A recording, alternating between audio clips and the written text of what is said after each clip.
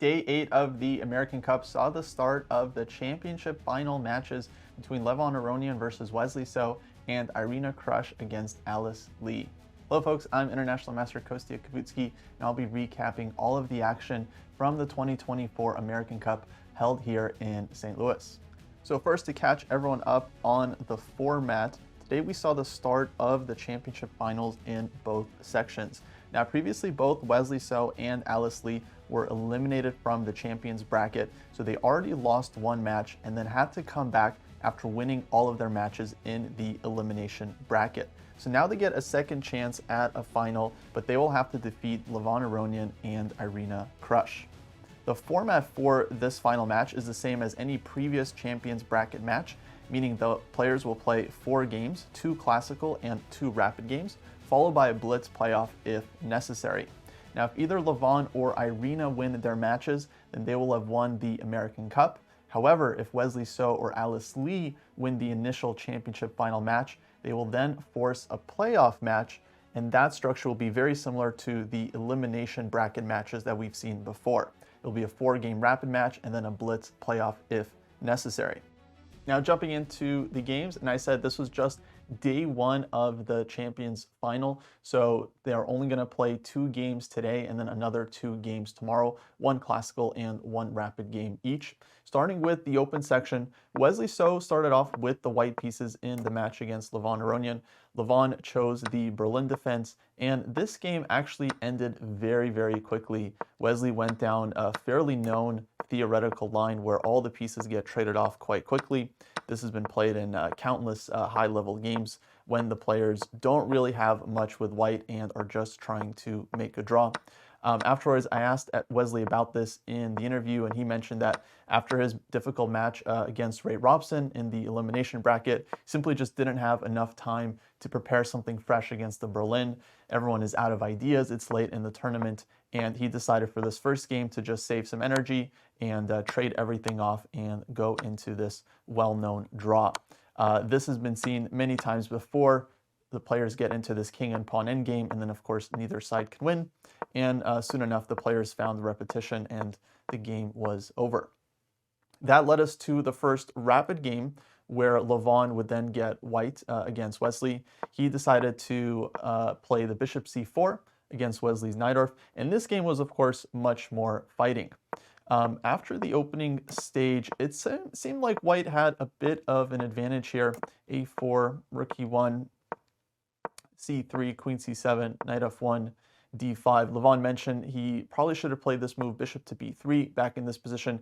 He felt like this would keep a bigger advantage. The main point is that it doesn't allow black to play b5, as after a b5, white's rook is opened up on the a file. Instead, we saw bishop a2 in the game. Wesley takes on e4, takes and goes b5. Now after e5, knight d7, bishop b1, and bishop to b7, Levon did have a chance here to get a bit of an initiative with the move queen to d3. This was likely forced black to play the move g6. After bishop h6, rook d8, queen e3, Levon mentioned he thought this position was better for white, or at least promising, but it was also carrying some amount of risk, as black can go knight a5, for example. White will likely play knight d2, knight b6, and although white is doing well on the king side, the engine definitely likes white's chances here. There is a certain amount of risk in the position, and black is going to get some counterplay on the queen side. So instead, Levon went for a b5, trading off rooks on the a file first and then queen d3. But this is decidedly less sharper as there's fewer pieces on the board. Here he goes for queen takes b5. Wesley wins back the pawn with knight e5, takes, bishop f4. And now black could equalize a couple of different ways here. The move queen c6 maybe is the simplest, hitting white's queen as well as the mate threat on g2. White would have to take here, knight takes c6, and this endgame would be approximately equal. However, Wesley decided to keep the game alive in a pretty interesting way. He goes bishop to d6, and now after takes on e5, bishop takes e5, white can actually win 2 pieces for the rook with rook takes e5, and Levon takes this opportunity. But queen takes e5, queen takes b7, rook to b8. Turns out that black is actually completely okay here. The rook is going to capture on b2. And if anything, after queen e4, takes, rook takes b2, it was actually black that was playing for a win in this endgame. Now Levon goes slightly wrong here with the move g4. Compy was pointing out, knight to e3 here would hold quite comfortably for white. But the idea is that after rook to b3, white would have to play this move, knight to d1, which is not the most obvious or comfortable square for the knight. After g4, the way white gets in trouble is that rook b3 happens, c4, rook c3, black goes after this pawn. But now knight e3, f5, takes, bishop moves, and f4. And white's knight is not able to hold on to the c-pawn. So here Wesley's actually able to pick up the second pawn. Now he has rook and 2 pawns against 2 minor pieces, and sometimes these endgames can be very, very tricky for white to hold. However, in this case, it wasn't that bad for Levon after knight e5. The knight on e5 is very strong, and it's hard for black to hold all their pawns together. White's pieces are well coordinated, and the king is pretty close as well. Wesley goes on to make a pretty serious blunder here in just a couple moves. After rook d4, king g7, king g2, plays this move rook e4, which definitely gives up all of his advantage. The critical move was king to f6. However, the players were likely going to go down the following line. Knight d7 check, king e7, knight takes c5, rook d5, skewering the pieces. Now knight takes e6, rook takes b5, knight takes f4. The engine gives black a big advantage here, but both players felt like this position was actually very likely draw. And yeah, after looking at it a bit with the engine, it's really not clear to me that it is, in fact, winning for black. I think the player's opinion is probably closer to the truth. Going back, however, Wesley played rook to e4, and now after knight d3, all of a sudden it's hard for black to hold on to all of his pawns. c4 is played, but now king f3, very, very important move, hitting the rook. After rook to d4, white also is able to pick up the first pawn, and now black is also going to have trouble holding on to the c-pawn as well, because knight e2 is coming and the rook is kind of running short on squares. So king f6 was played, knight e2, rook d3 check, king g2, and rook a3. Wesley played bishop, Levon played bishop takes c4. And now if anyone is playing for the win here, it's definitely white with equal pawns on the board, but there's very, very few pawns remaining, and ultimately this position should be a draw. The players played on for a bit. Levon definitely tried to make the most out of his chances here, but eventually all the pawns did get traded off, and this game was drawn. I'll just show you folks the final moves here. There's a lot of maneuvering, e3, pawn sacrifice, but keeping white's king extremely passive here, keeping the rook extremely active, and yeah, basically white never had a chance here to win the game. Knight takes h4, king takes e3. White still has 1 pawn left remaining, but again, the pieces are just not active enough to support this one, and eventually Wesley was able to trade everything off. King e2, rook check, another rook check, rook takes g4, and that was it. So 2 draws in this first match between Levon Aronian and Wesley So. They'll continue their match tomorrow with another classical plus rapid game. If it's still drawn after 4 games, they will then go to a blitz playoff. Moving on to the women's section championship final we have between Irina Krush and Alice Lee. This is actually the three-peat, the trilogy. Irina and Alice met in both American Cup finals the past 2 years. In fact, this is number 6 as far as matches go that they're playing, because they played 2 matches in each of the previous 2 editions. Of course, Irina was the eventual winner in both tournaments, but this time is number 3, and this time, of course, Alice would hope to have things play out a different way. In their first game of the match, which was a classical game where Irina had white, the position was rather equal out of the opening. The players got this kind of Nimzo-Rogozin type of hybrid system. Queen's Gambit declined, where after takes on f6, a3, a few pieces here get traded off. Bishop d3, bishop f5, knight e2, knight d7. For the first part of this game, I think both sides were playing quite solidly, and the position was very, very close to equal. But here after f3, Alice makes a pretty serious mistake, the move queen to e6, because this allows Irina to take on f5, queen takes f5, and now push e4. Instead, what Alice should have done was take on d3 here right away and play rook f e8. And here, although white can still play e4, it's not as good as in the game. First of all, black has no reason to take here. Black can also play a move like queen to g6, and basically this would be improvement compared to what we saw in the actual game. After f3, queen e6, here Irina takes on f5 and pushes e4. Probably Alice should have just played queen to g6 here or queen to d7, but she takes on e4, which ends up making things worse for black because white's idea is not to take and sacrifice the pawn, but to go knight to g3 and win the pawn back and achieve a very strong center. Now, Alice was possibly playing for this idea here with knight to c4, where black now has some threats like knight e3 to win the exchange, but Irina is able to handle all those threats with the move rook to f3, and now white is just left with a very, very strong center and a pretty serious advantage. Queen d2 is played, hoping for this endgame where after takes, black would actually be fine with some counterplay against white center. Knight is hitting the rook, hitting the e-pawn as well. c5 might come at some moment, and here black would actually be doing okay. But Irina keeps the queens on with the move queen to b3. And then after knight e3, rook f2, and queen to d3, something quite interesting here happened. The commentators were mainly looking at the move rook to e1 from white's point of view, and definitely liking white's position, and the engine also agrees white has a pretty serious advantage here. But Irina started spending lots of time, actually goes into the tank, ends up playing this move rook f3. This invites a repetition because after queen to d2, black is threatening the mate. White could play queen a2 here, but rook f2 is the better move. And after queen to d3, the commentators definitely thought Irina is going to play on with the move rook to e1 here, but she surprised everyone and actually agreed to the repetition of the rook f3, and this game ended up drawn. So definitely rook e1 should have been played. I didn't get a chance to ask Irina why she didn't go for this move, but this would have given white a pretty sizable advantage. The point is that the threat is rook f3, pinning the knight and winning it immediately. Black doesn't have any queen d2 ideas. And here black would have to scramble and try and figure something out, either knight to g4 or knight to c4.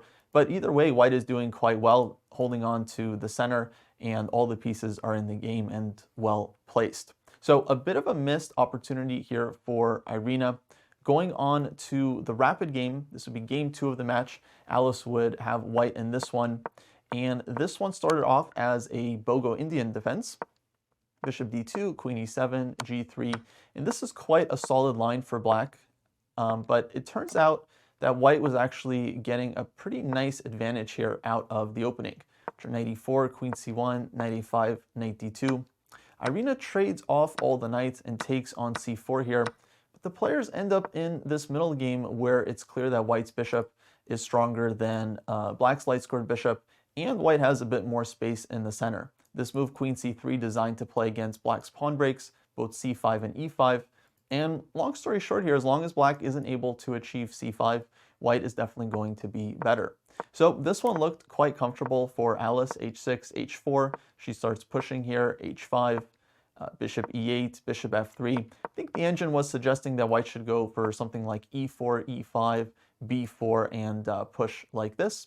Alice decides to play it a different way, keeping the bishop open in the long run and just doubling everything on the d file. Now, eventually, Irina does manage to get very close to equalizing here. She plays this move c5. Maybe it wasn't necessary at this moment. Black had other moves like queen e8, for example, hitting the h-pawn, but also there was no real rush here for black to do a whole lot. After c5 takes, the rooks come off, queen takes d3, and all of a sudden, here black does start experiencing some problems. Number one, if queen takes c5, which feels like the natural way to take this pawn, hitting the h-pawn, black can actually run into trouble here after queen d8 check, king h7. White has a couple options. I was looking at this move b4, which I thought was quite interesting, hitting the queen. And after something like queen to b5, let's say queen e7, and I was thinking players might get some endgame like this. Bishop takes h5, queen takes a7, bishop takes f3, e takes f3. And although it's equal material, it is a queen endgame, and white has a potential pass pawn on the queen side, and the king is very safe from any kind of perpetual checks. So here it seems like white would have some reasonable chances to pose problems. That was, of course, just one option. White has other moves here as well, g4, for example, and so on. So Irina decides to play it much safer and take with the pawn, which I do think objectively was the correct decision, not allowing any queen d8 checks.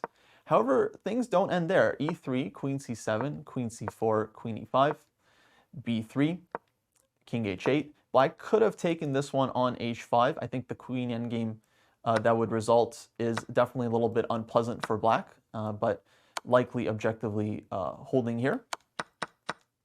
Instead, Irina went for king h8 and queen c7 back, queen to c4, and doesn't repeat a bit of a surprise here with queen to e5, instead plays queen to e7. But now, according to Alice, she started to very much like her position after this move b4. White gets this break in, takes, and now if White can pick up this a pawn, then of course she's going to have a very strong passed b pawn. And this ends up happening after Black's next move, e5. This is a pretty serious mistake. I think bishop to e8 or king to g8 were basically the only moves. The problem after e5 is that White is able to actually create some threats against Black's king in addition to going after the a pawn. So queen c8 check is played. Now I think king h7 was objectively correct, but bishop e4 check is super unpleasant to deal with. You got to play g6, but then queen to c2, and then this is going to be really hard for Black to handle on the king side. In fact, I believe Black is just losing a pawn here right away. So instead, after queen c8 check, queen e8 is played, but now Alice finds a very strong move, queen to b7, where White's queen is just super active, going after the a pawn. And the problem for Black is that the queen can't defend the a pawn and the back rank at the same time. So Irina tries bishop takes h5, and Alice definitely could have traded bishops here and gone for this queen endgame. After takes, queen takes a7. The idea would be that if Black tries to go for any kind of perpetuals, White always has queen a8 check, followed by centralizing the queen somewhere on d5 and then pushing the pawn forward.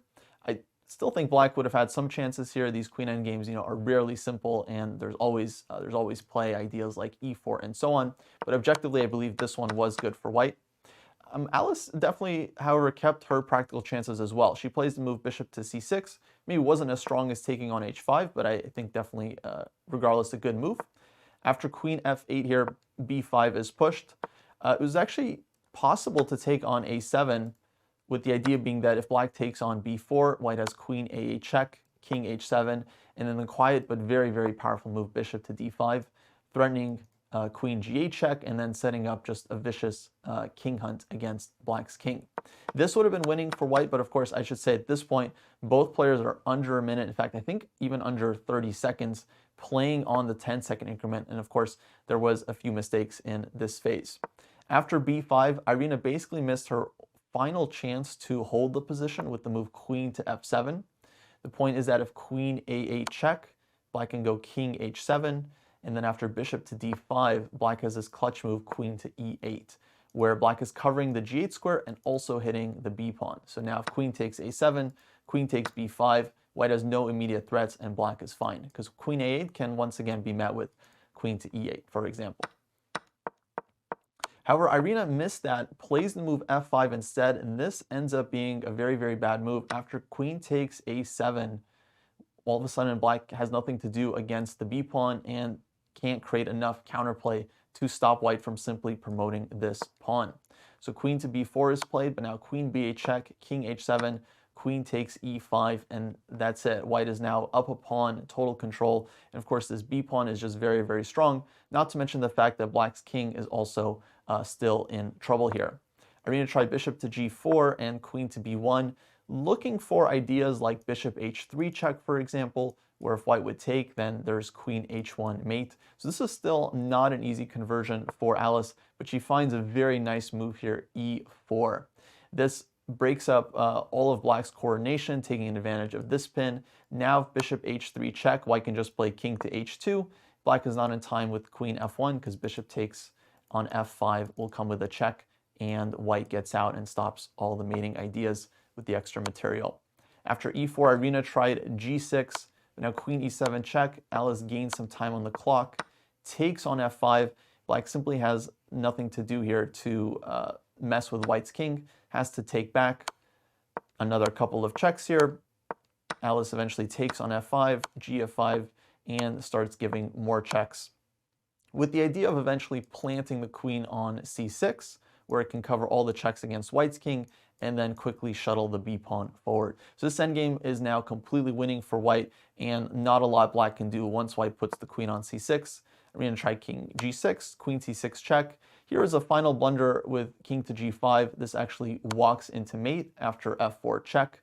If king g4, then there's queen to g6. And king h5, as was seen in the game, allows queen e8 check, where king g4, queen g6, of course, we get that same mate. However, things were already over here. Of course, black should try king to g7, but anyways, after b6, followed by b7, and eventually promoting, black simply can't stop the pawn or create any counterplay, so this game was all over. So with that win, Alice actually takes a 1-point lead in her match, 1.5 to half against Irina Krush.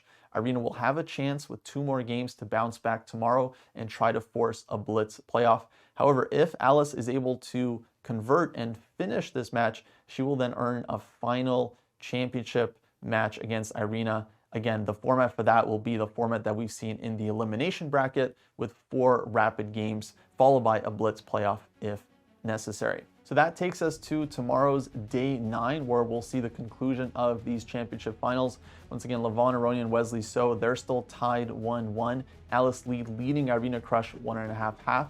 We'll see if Levon and Irina manage to win their matches, then they will be the champions. If Wesley or Alice are able to win, then they'll of course force another elimination match on that final day 10. It's going to be a very, very exciting day or two ahead of us, folks. I hope you stay tuned. And until next time, this has been International Master Kostya Kavutskiy signing off.